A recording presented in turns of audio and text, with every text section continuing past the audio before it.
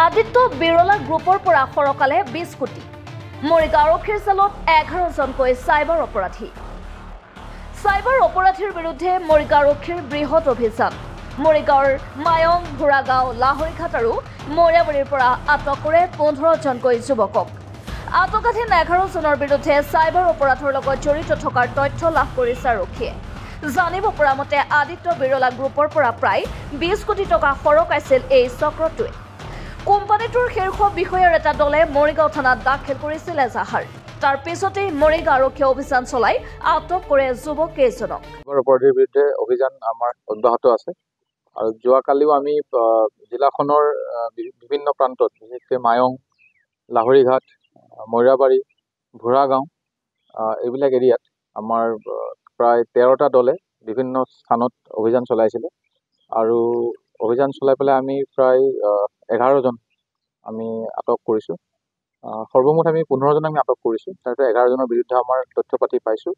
আৰু বাকীকেইটা আমাৰ সোধপোছ চলি আছে আমাৰ অভিযান চলি আছে আৰু এই যিটো অভিযান চলিছিলে ইয়াৰ মূলতে আছিলে যে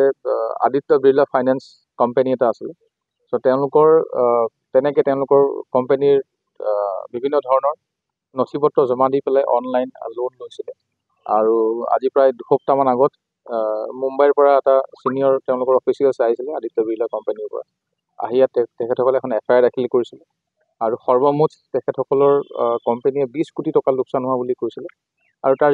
যিমানবোৰ তথ্য পাতি আমাক দিছিলে তাৰ ভিতৰত আমাৰ জিলাখনৰ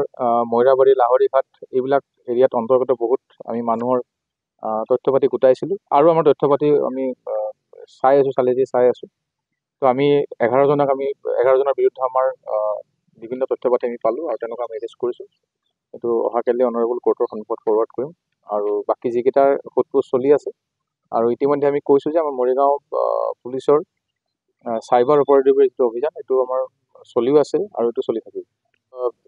যোৱা বছৰলৈকে আমি 226টা আমি তেনেকুৱা চাইবাৰ ফ্ৰডষ্টাৰ আমি এৰেষ্ট কৰিছিলোঁ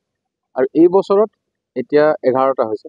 11 জন হৈছে আৰু সৰ্বমুঠ যদি আপোনালোকে চাই 237 জন 237 এতিয়ালৈকে আদিত্য বিৰলাটো তেনেকুৱা ধৰণৰ ফেক চিম কাৰ্ড ইউজ কৰিছিলে ফেক চিম কাৰ্ড ইউজ কৰি পেলাই ফেক আধাৰ পেন